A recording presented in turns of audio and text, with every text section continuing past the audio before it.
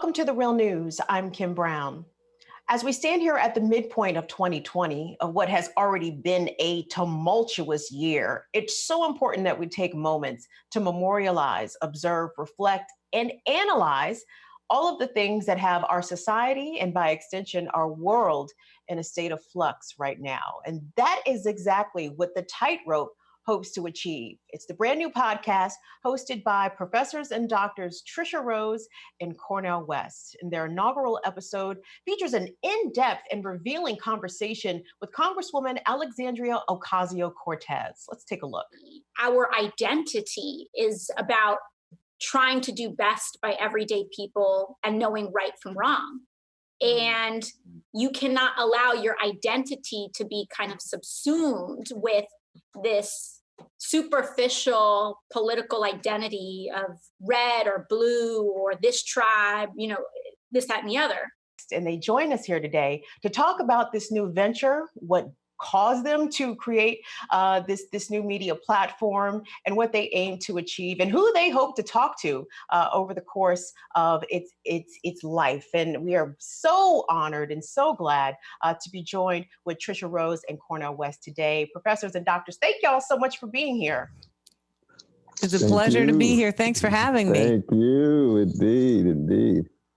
Well, I had the opportunity to check out the premiere episode of The Tightrope, where the two of you sit down with New York Congresswoman Alexandria Ocasio-Cortez for a very revealing and in-depth interview. But before we get into what that conversation was like, I wanted to ask you guys, first and foremostly, why now? Why is now a good opportunity for academics and media personalities such as yourself to create a podcast in this time? Professor Rose, let me start with you.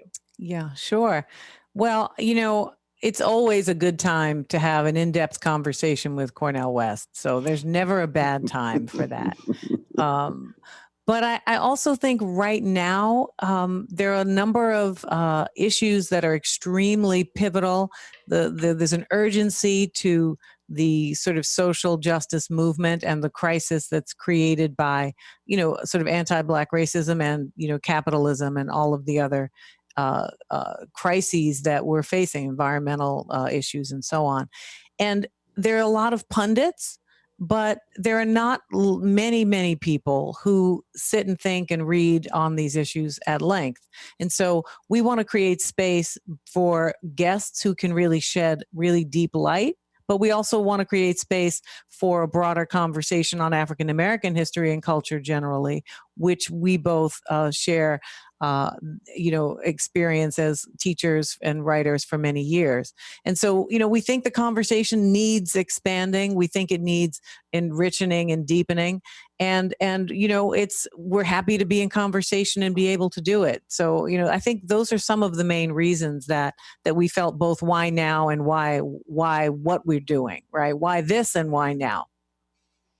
Cornel, Absolutely. Many would say that, this is overdue for you and Tricia to have your own space to discuss these issues. Clearly, we see you featured on television programs and in other people's platforms. But at this time, I think many people are going to be quite ecstatic to see and tune in to hear directly from the two of you. Well, that's very kind of you to say, though. But for me, it becomes first just a matter of being able to revel in Sister Tricia, Professor Rose's brilliance and her genius. And by genius, I mean this geniality, this largeness of mind and heart and soul, and bringing it all together, locating it in the best of both the Black tradition in particular and the highly progressive tradition of humanity as a whole.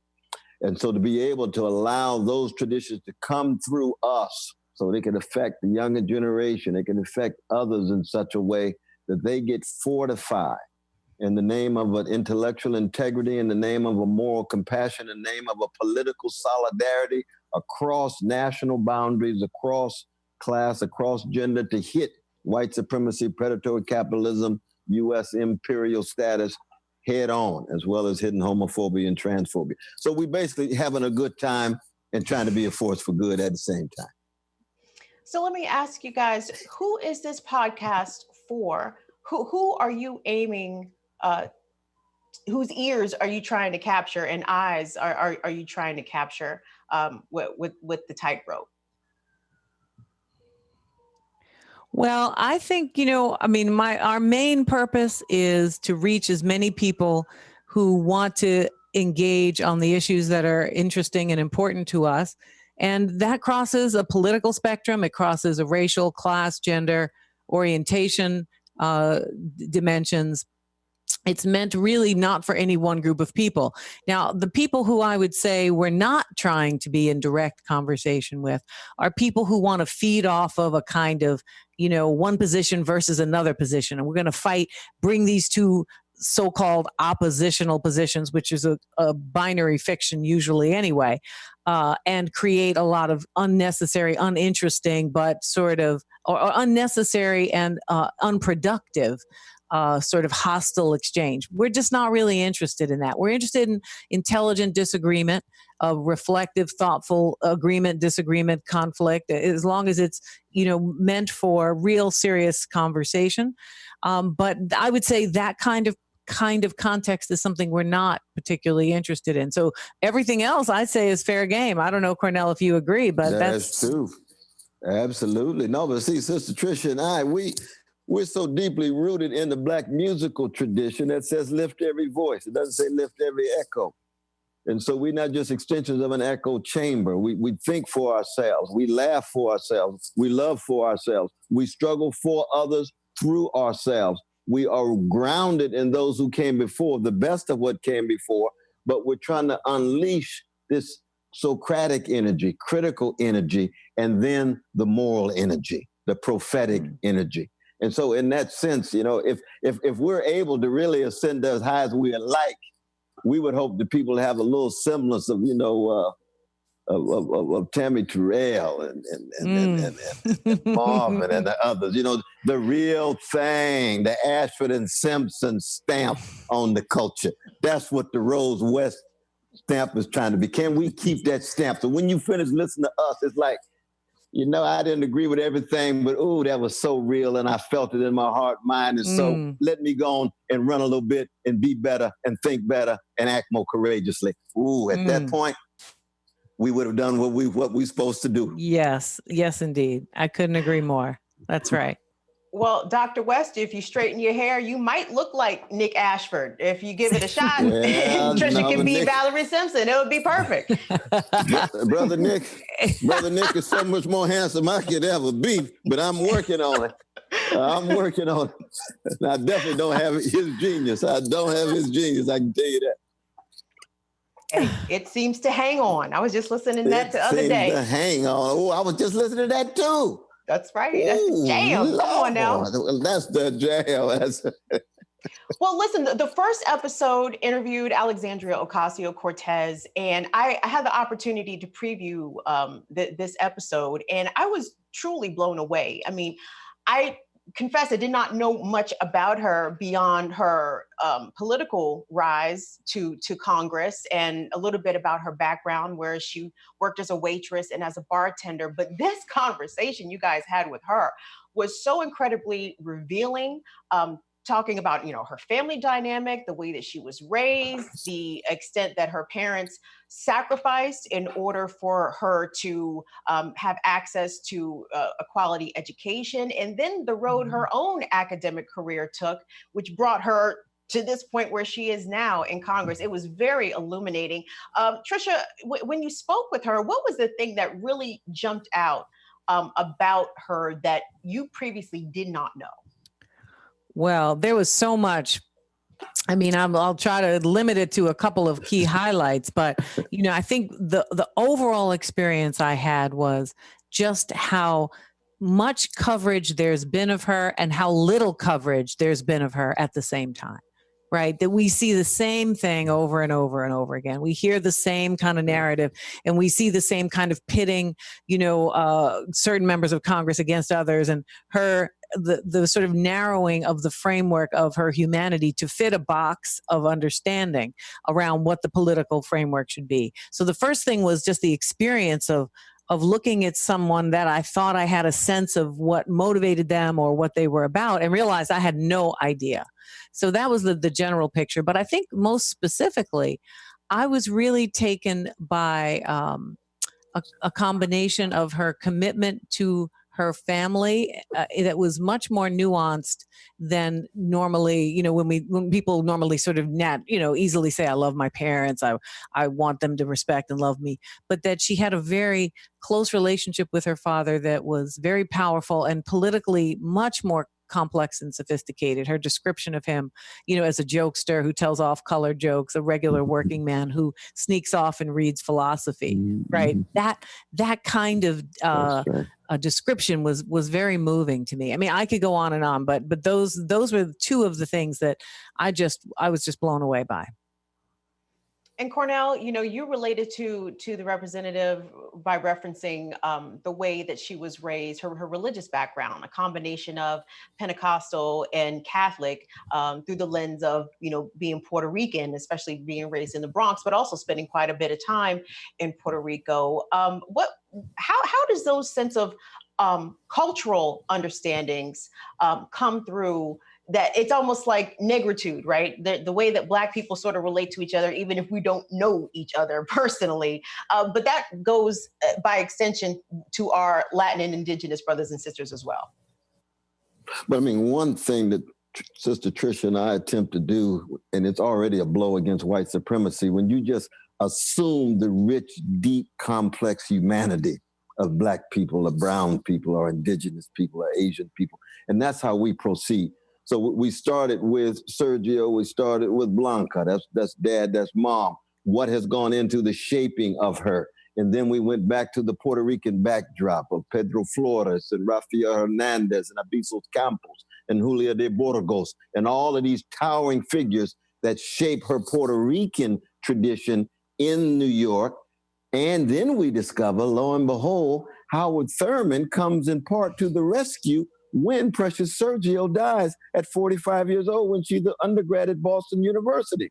Howard Thurman, mentor of Martin Luther King Jr., close friend of a giant named Benjamin Mays, inseparable from the music of Mahalia Jackson, who gives the eulogy at Martin Luther King Jr.'s funeral. It's Howard Thurman, that Thurman that she talked about, who has a center at Boston University, that came to her rescue, and then she's off to Africa. Again, as Tricia said, all of those hundreds of interviews they've had of our dear sister, putting her in one little narrow niche, one little truncated label, one little parochial category, rather than allowing her rich humanity to overflow. How true it is for Black and brown and Indigenous peoples every day of our lives in America. Thank God that she was able to come to a site and just let it all hang out and overflow. And it was a beautiful thing. That's right. Listen, having watched this episode, I don't think you guys are going to have a problem attracting an audience among like-minded people who affiliate themselves with left and leftist politics and radical thought.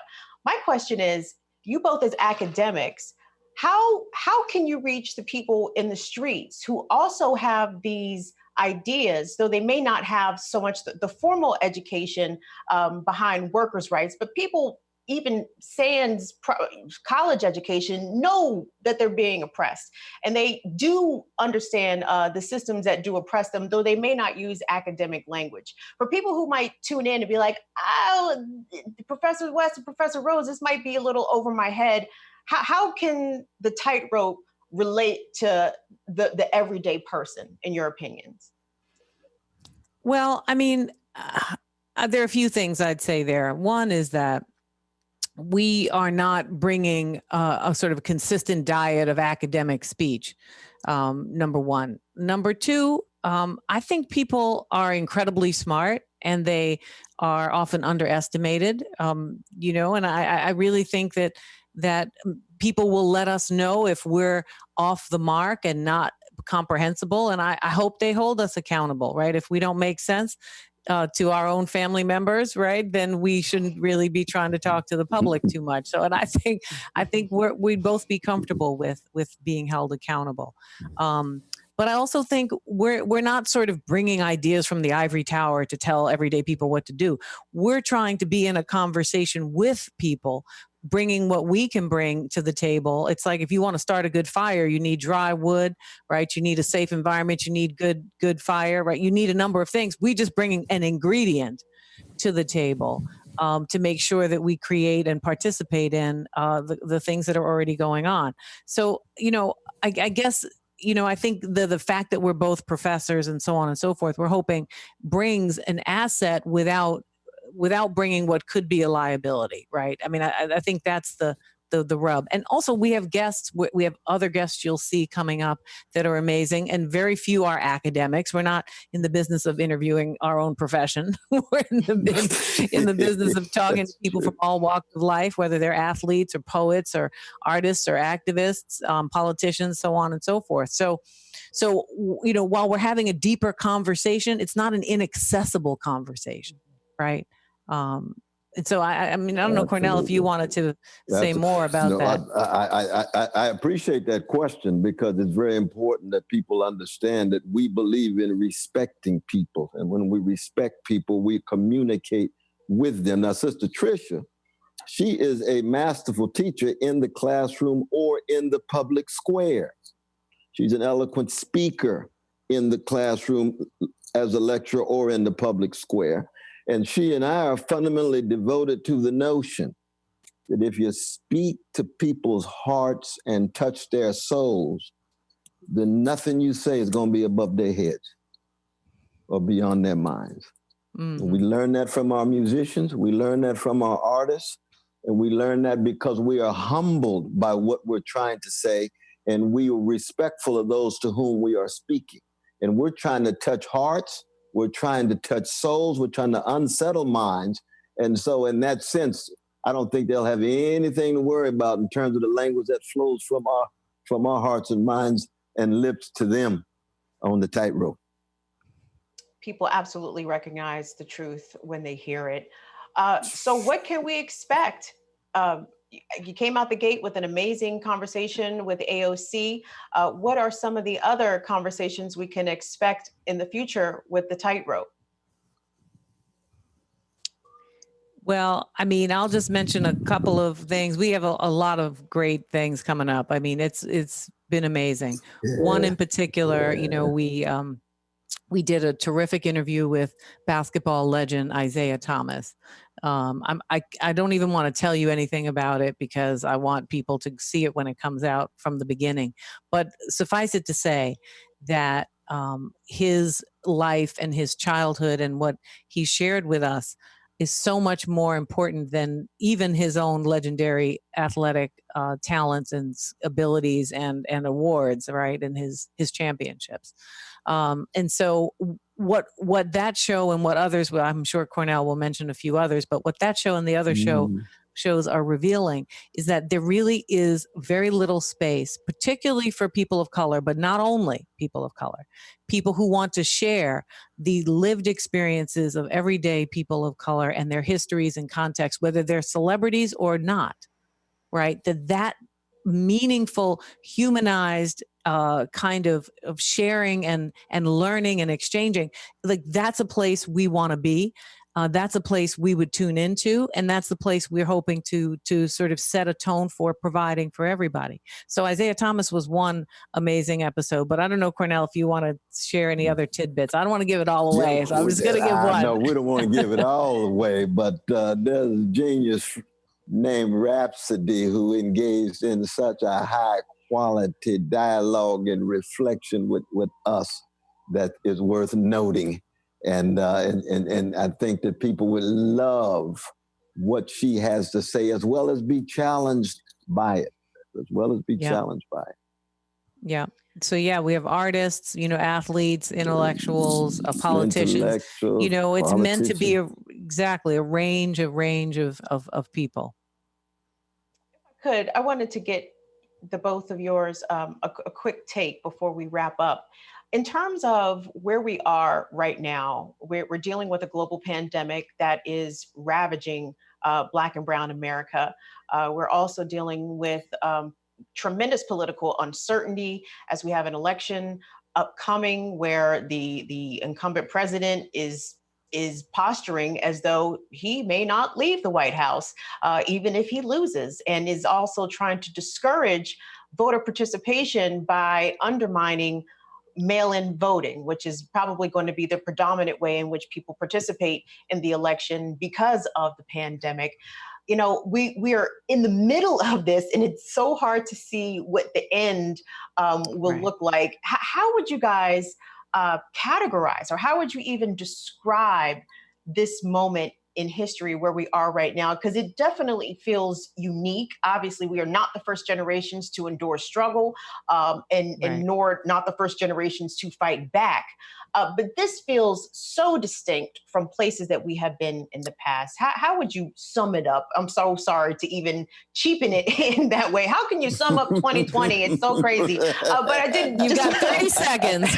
Right. Give me 30 seconds, Professor Rose. How would you categorize it? I have one thing, and then I'm going to let Cornel take us out on that, because this is directly in his fantastic wheelhouse. The very quick thing I would say is that the production of chaos produces so much distraction and fear that it encourages us to take our eye off of what's consistently going on. Right. And so the hallmark of what I see is a series of, sort of shock waves that are constantly being produced and manufactured that are designed to distract us from the takeover of American institutions by, a neo-fascist, and, by destroying and dismantling the possibility of a multiracial democracy. Right. So that's the short. To me, it's using that shock and chaos. That's the continuity. So the goal here is to recognize that shock, but to try to keep as centered, to stay on that tightrope, right? To stay as centered as you can in the face of it. But Cornel, you go ahead. I'm sure you have something far more helpful there. No, you have said it so powerfully, as you always do. But I think for us on that tightrope, it's a matter of trying to fortify yourself so that you focus on a moral integrity that leads you toward a solidarity with all of those who are struggling, because you happen to find yourself in a U.S. empire that's wrestling with spiritual decline and moral decay, with a predatory capitalist project in which is money, money, money, with the greed at the top dictating, shaping the destiny of the nation. And yet these everyday people, in the language of Sly Stone, coming together, concerned about justice, concerned about love, concerned about freedom. And we got to keep that focus on integrity and solidarity with the love of everyday people, the solidarity with oppressed people here and around the world, and then swing and see how far we can go. But dang, we're going to leave it right there. I'd like to thank you both. Now you know my life. Right. Just leave it right there. Dr. Westby throwing the mic down. Bam, it's over. We salute you, Sister Kim. We salute you, Sister Kim. Thank you. These were great questions, and they're right on the heart of where we are. On what we're trying to do. Absolutely. I'm so glad, and I'm so excited for your project. On behalf of you, two shiny new podcasters out here joining this media landscape. It's called The Tightrope. It is a podcast hosted by Tricia Rose and Cornel West. You can find it everywhere where your podcasts are located. So definitely check it out. The first episode with AOC, phenomenal. You will definitely learn a lot from it. Professors and doctors, thank you guys so much for being here. I can't thank you enough. I'm so excited about your project. Thank you, Kim. It was great to be with you. Thank you. Thank you so much. God bless you. And thank you all for watching the Real News Network.